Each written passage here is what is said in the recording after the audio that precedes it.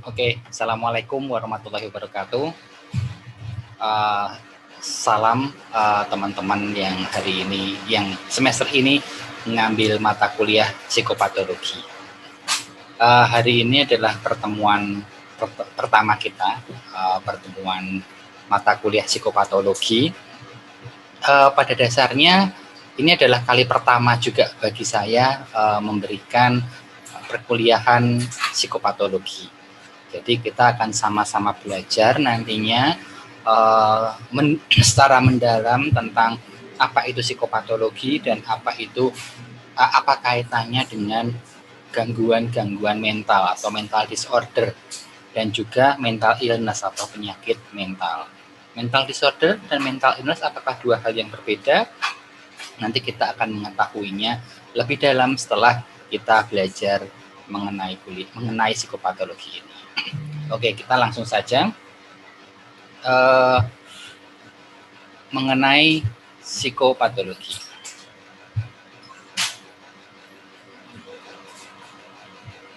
Nah, jadi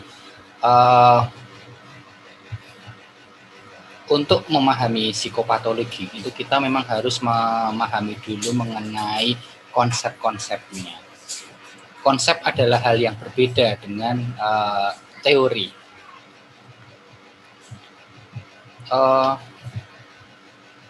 Seperti halnya topik-topik yang lain, materi tentang psikopatologi itu juga membutuhkan banyak sekali sudut pandang, membutuhkan banyak sekali dimensi untuk mencoba memahami apa sih sebenarnya psikopatologi itu. Dalam perkembangan ilmu psikologi itu dapat dikatakan bahwa ilmu psikologi itu mengalami suatu quantum leap, jadi suatu lompatan kuantum. Jadi perkembangan ilmu psikologi itu sangat pesat. Salah satu penyebabnya adalah karena berkembangnya teori neuropsikologi beserta perkembangan teknologi digital imaging, seperti halnya awalnya adalah CT scan atau X-ray scan, kemudian berkembang menjadi ronsen, kemudian berkembang menjadi EEG, dan yang paling modern adalah fMRI. Nah, perkembangan media sosial pun juga mendorong memantik perkembangan ilmu psikologi. Jadi perkembangan ilmu psikologi itu dalam 20 tahun terakhir itu jauh lebih pesat dibandingkan perkembangan ilmu psikologi 20 tahun sebelumnya. Jadi dari tahun 2000 sampai tahun 2020 itu perkembangan ilmu psikologi itu jauh lebih pesat dibandingkan dari tahun 1980 sampai 2000. Jadi memang adanya peran teknologi, kemudian peran media sosial itu semua sangat mendorong terjadinya percepatan atau perkembangan ilmu psikologi, termasuk psikopatologi. Oke, kita kembali lagi berbicara mengenai psikopatologi ya. Konsep psikopatologi itu sangat erat kaitannya dengan mental disorder atau gangguan mental. Dan konsep psikopatologi itu menjadi suatu bahan diskusi. Kalau versi aslinya itu disebut sebagai perdebatan. Tetapi saya suka menyebutnya dalam istilah diskusi karena ini nanti akan menghasilkan suatu ilmu baru, akan menghasilkan suatu gagasan baru, suatu pencerahan, kalau menurut saya seperti itu. Jadi awalnya diskusi yang dilakukan oleh teman-teman di bidang psikiatri itu kedokteran jiwa. Baru kemudian ilmu psikologi masuk ke situ. Jadi proses diskusi psikopatologi itu awalnya ranah psikiatri, kemudian psikologi mulai masuk. Nah sekarang neuroscience itu masuk dalam bentuk neuropsikologi maupun neuropsikiatri. Jadi memang ilmu syaraf itu hampir mengcover banyak sekali ilmu-ilmu yang lain. terutama ilmu yang terkait dengan manusia. Nah, saat ini diskusi antara tiga bidang itu, psikiatri, psikologi, kemudian neuroscience itu diskusinya sangat intens, sehingga namun diskusi mengenai psikopatologi itu sebenarnya bermuara pada satu buah pertanyaan besar. Apakah definisi dari gangguan mental atau mental disorder itu dapat diberikan secara objektif dengan kriteria-kriteria ilmiah, ataukah definisi psikopatologi itu ya memang bentuk dari sosial konstruk atau dari hasil dari implementasi nilai-nilai sosial dan budaya. Nah, untuk memahami psikopatologi memang kita memang dibutuhkan pemahaman dari berbagai macam konsep mengenai psikopatologi. Nah, pertanyaan besar itu tadi sebenarnya tidak ada jawaban pastinya. Tidak ada dari semua ilmu, baik itu psikiatri, psikologi ataupun neuroscience, tidak mampu memberikan jawaban yang satu kata, tidak mampu memberikan jawaban yang benar-benar jelas. Tapi perdebatan atau diskusi mereka itu justru memperkaya khasanah masyarakat ilmu psikologi tentang apa sih sebenarnya psikopatologi. Nah, psikopatologi itu tadi kita bahas ada konsep dan ada teori. Konsep psikopatologi itu merupakan suatu penjelasan istilah yang membedakan antara pengalaman manusia yang termasuk patologis dan yang bukan. Jadi konsep psikopatologi itu akan membedakan mana nih pengalaman yang sifatnya itu patologis sama pengalaman yang non patologis. Gitu. Kemudian konsep psikopatologi itu akan menjelaskan fenomena psikologi yang termasuk patologis dan yang bukan. Jadi konsep ini akan menjelaskan pertama menjelaskan pengalaman manusia, dan yang kedua akan menjelaskan tentang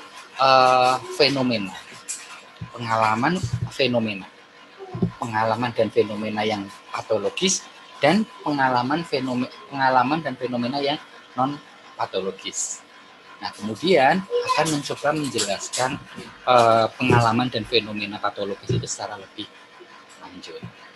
Sementara kalau teori psikopatologi itu merupakan sebuah upaya atau effort untuk menjelaskan fenomena-fenomena psikologi yang telah disebutkan, pengalaman-pengalaman yang telah diidentifikasikan sebagai hal yang sifatnya patologis. Jadi kalau teori itu mencoba menjelaskan hal yang sudah jelas bahwa ini adalah hal yang patologis. Nah, kalau konsep patologis itu memilah dulu mana yang patologis dan yang non patologis. Kaca. Nah, sebagai langkah awal kita akan mencoba membahas mengenai konsep-konsep psikopatologi. Konsep pertama itu adalah psikopatologi sebagai penyimpangan statistik. Nah, mungkin kalau teman-teman teman-teman yang belajar tentang psikometri atau statistik akan cukup memahami maksud dari konsep ini. Jadi mungkin secara sederhana teman-teman mengetahui apa itu yang namanya kurva normal. Ya, kalau kurva normal itu saya akan mencoba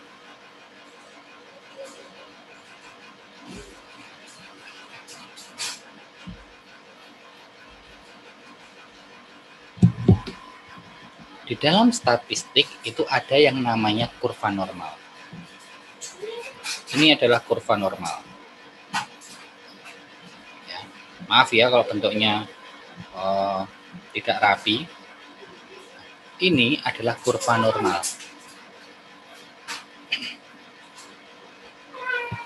Yang masuk normal adalah yang ada di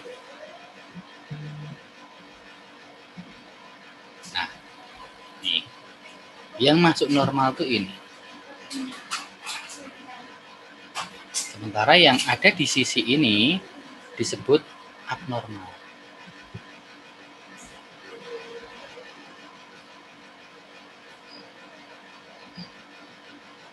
Yang saya kasih warna merah ini abnormal. Contoh sederhananya kalau teman-teman mungkin tes IQ. Nah, tes IQ teman-teman tahu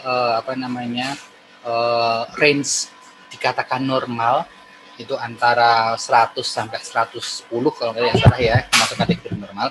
Nah, itu ada yang di tengah ini. Jadi anggotanya ada banyak. Sementara yang dikatakan tidak normal atau abnormal itu ini, yang tepi-tepi ini, yang merah ini. Biasanya jumlahnya atau anggotanya tidak banyak, sedikit. Nah, ini adalah konsep sederhana dari psikopatologi sebagai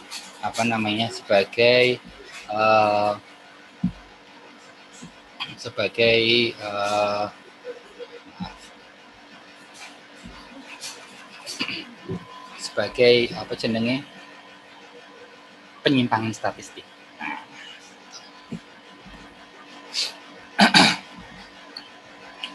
Jadi istilah abnormal itu merupakan sebuah fenomena psikopatologis yang berkembang dari pandangan statistik. Itu istilah abnormal. Jadi teman-teman pahami dulu istilah abnormal itu berasal dari sudut pandang statistik. Sebuah kata yang artinya itu tidak sesuai dengan norma. Nah, jadi kalau di kurva normal tadi abnormal itu yang jumlahnya banyak pas lengkungan itu, nah abnormal yang jumlahnya sedikit.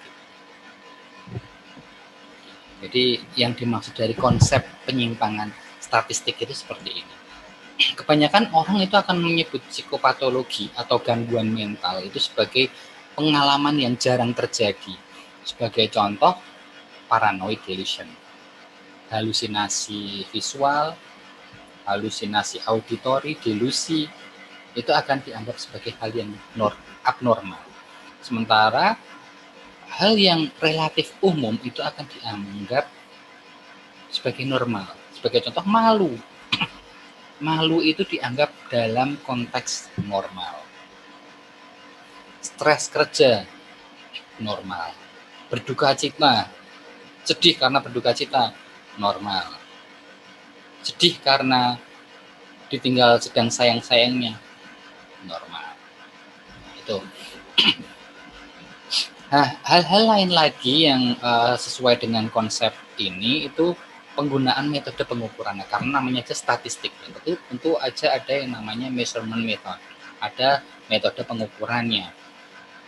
Metode pengukuran ini digunakan supaya kita dapat menerima hasil mana sih sebenarnya mana sih yang masuk abnormal dan masuk normal, agar kita mempermudah masyarakat, mempermudah kita untuk mengkategorikan mana nih orang yang termasuk normal dan mana orang yang abnormal.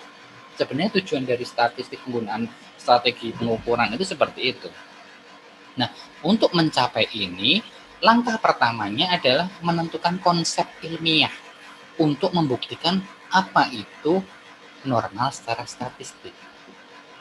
Sebagai contoh, kita akan menggunakan contoh itu ada alat ukur kecemasan namanya BAI, Back Anxiety Inventory.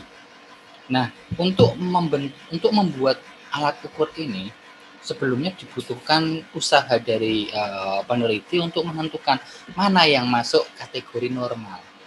Jadi orang mengisi BAI dan dia masuk kategori normal itu kalau seperti apa? Dia akan dikatakan sebagai orang yang cemas itu seperti apa? Nah, ini adalah langkah pertama dari pembuatan alat ukur. Mencari normalnya itu di mana? Langkah kedua, membuktikan seberapa jauh sih sebenarnya fenomena psikologi itu dapat menyimpang. Sejauh apa sih orang mengalami kecemasan itu dikatakan ini adalah perilaku cemas yang menyimpang, itu yang sejauh sampai batasannya sampai apa? Kayak gitu. Jadi kalau orang cemas dan cemasnya sangat berlebihan dan akhirnya sampai menghambat daily life-nya atau kehidupan sehari-harinya, itu bisa dikatakan sampai akhirnya orang tersebut mengurung diri di rumah tidak kemana-mana, menutup diri, itu dapat masuk ke dalam kategori depresi artinya. Nah, kita harus orang-orang pengukuran, orang estetik harus mencari batasan maksimal dikatakan anxiety itu seperti apa sampai dia bisa dikatakan sebagai orang yang depresi. Nah, itu langkah keduanya. Karena apa sih? Karena ini tuh penting karena digunakan untuk mengkuantifikasi fenomena. Konsep ini berupaya untuk menghasilkan kategorisasi normal dan abnormal sesuai dengan fenomena yang dapat diterima. Tapi namanya buatan manusia, tidak ada yang sempurna. Ada masalah dalam konsep ini. Karena masyarakat itu melihat abnormalitas itu pada satu sisi penyimpangan aja. Skor IQ. Dikatakan normal itu 100 sampai 110 rata-rata. Kalau di bawah 100 itu akan dianggap sebagai abnormal, dianggap tidak normal. Tapi bagaimana dengan yang penyimpangannya di atas, IQ-nya di atas 200, orang-orang yang sangat cerdas, orang-orang yang sangat jenius, mereka tetap dikatakan, mereka tidak dikatakan sebagai abnormal. Tidak ada, masyarakat kita tidak melihat kejeniusan itu sebagai hal yang normal. Nah, ini adalah sebuah masalah di dalam konsep ini. Dan konsep ini masalahnya pun tidak lepas dari yang namanya subjektivitas. Inilah yang dinamakan subjektivitas. Jadi ketika di bawah 100 dikatakan abnormal, sementara orang yang super jenius, orang yang sangat cerdas, mereka tidak dikatakan sebagai abnormal. Nah, ini adalah subjektivitas dalam konsep psikopatologi sebagai penyimpangan statistik. Jadi meskipun menggunakan metode yang mendekati ilmiah, tetap ada unsur subjektivitas di dalam konsep ini. Oke. Konsep selanjutnya adalah psikologi sebagai perilaku maladaptif. Selain penyimpangan statistik, kebanyakan orang akan menganggap psikopatologi itu sebagai perilaku dan pengalaman maladaptif. Perilaku abnormal dan perilaku normal. Jadi tadi saya sampaikan perilaku abnormal itu merupakan istilah yang dihasilkan oleh konsep statistik pengukuran. Nah, tapi konsep yang lain lagi konsep yang lain lagi itu menyebutnya sebagai maladaptif atau disfungsi. Abnormalitas itu istilahnya konsep statistik, sementara maladaptif atau disfungsi adalah istilah dari konsep ini. Konsep perilaku sebagai psikopatologi sebagai perilaku yang maladaptif. Jika suatu perilaku itu berfungsi, suatu perilaku itu dapat memberikan benefit yang oke bagi seseorang, dapat berfungsi dengan tepat bagi seseorang, membantu menghadapi tantangan, membantu menghadapi stresnya, membantu orang untuk mencapai tujuan impiannya, maka itu disebut sebagai perilaku yang efektif atau perilaku adaptif. Sebaliknya, suatu perilaku yang dapat menimbulkan masalah, dapat menimbulkan situasi yang buruk, akan dikatakan sebagai perilaku maladaptif. Di dalam buku DSM, Diagnostic Statistic Manual of Mental Disorder, edisi kelima, itu menambahkan bahwa dalam definisi gangguan mental itu ada istilah maladaptif ini. Gangguan mental umumnya berkaitan dengan tekanan yang signifikan atau ketidakmampuan dalam situasi sosial, pekerjaan, dan aktivitas penting lainnya. Jadi ada ketidakmampuan dalam beraktivitas yang penting bagi diri.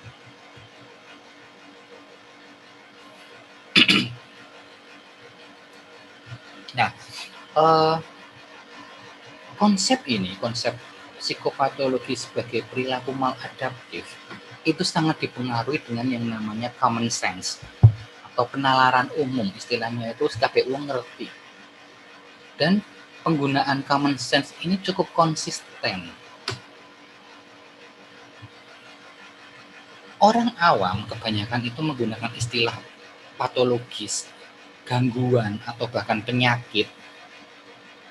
Itu sudah cukup awam, sudah cukup umum orang menggunakan itu. Tapi mereka nggak tahu bahwa abnormal itu adalah istilah statistik, maladaptif itu adalah istilah konsep dari konsep perilaku maladaptif, sementara illness itu konsep dari psikiatri, dari kesehatan fisik. Nah, jadi konsep ini itu juga sangat rawan dengan yang namanya common sense. Jadi ada banyak sekali nilai-nilai subjektivitas yang masuk di dalam konsep ini. Sama kayak yang statistik psikopatologi sebagai penyimpangan statistik, perilaku psikopatologi sebagai perilaku maladaptif pun juga memiliki nilai-nilai subjektivitas bahkan lebih tinggi. Sebagai contoh, konsep ini juga menjelaskan bahwa kelompok di atas rata-rata, level atas intelijensi, level atas kebahagiaan, level atas kesejahteraan psikologis itu sebagai hal yang normal. Seorang jenius, kemudian orang yang sangat mudah menyesuaikan diri, jadi physiological well adjusted, sangat mudah beradaptasi, itu dianggap sebagai sebagai abnormalitas atau maladaptif. Kan nggak mungkin seperti itu adalah konsep yang aneh kan. Jadi memang kebanyakan skor atas atau kalau di dalam konsep statistik yang di bagian atas kayak IQ yang tinggi itu tidak dianggap sebagai keanehan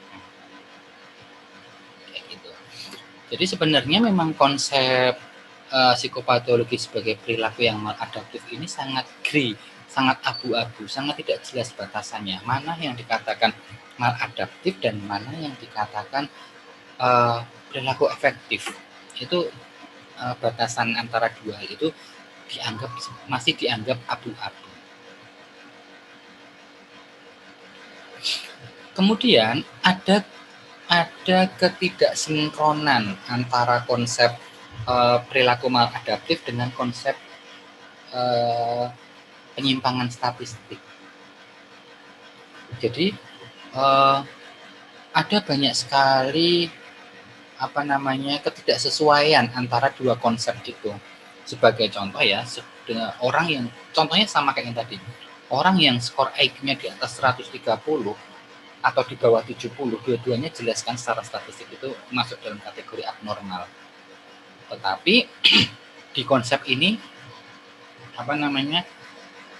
akan dikatakan bahwa orang yang IQ-nya di atas 110 itu akan dianggap mudah beradaptasi, padahal sama-sama secara statistik abnormal itu. Sementara perlakuan berbeda diberikan pada orang yang IQ-nya di bawah 100. Dia akan dianggap sulit untuk beradaptasi. Nah, contoh lainnya adalah tadi tentang kecemasan. Seseorang dengan skor kecemasan yang di bawah rata-rata itu akan dianggap lebih adaptif. Sementara kalau skornya sangat tinggi, menjauh di atas skor rata-rata kecemasannya, akan dianggap sebagai perilaku maladaptif. Ketidaksinkronan antara konsep yang kedua ini dengan konsep yang pertama tadi.